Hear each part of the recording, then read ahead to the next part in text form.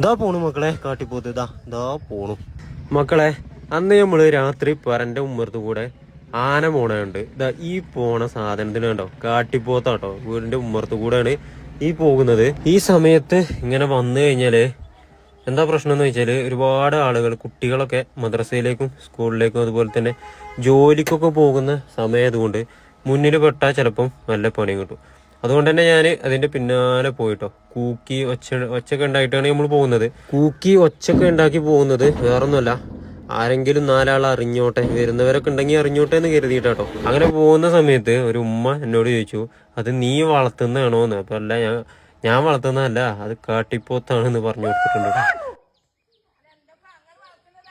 കാട്ടിപ്പോത്താണ്, നമ്മൾ വളർത്തണല്ല.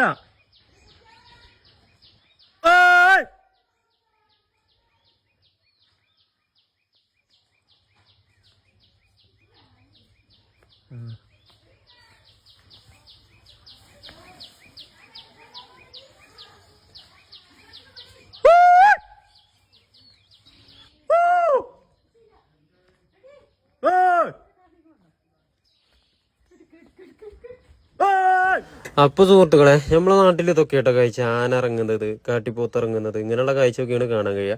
നിങ്ങളുടെ നാട്ടിൽ എന്താണ് ഇറങ്ങാറുള്ളത്? ഒന്ന് കമന്റ് ആയിട്ട് അറിയിക്കും.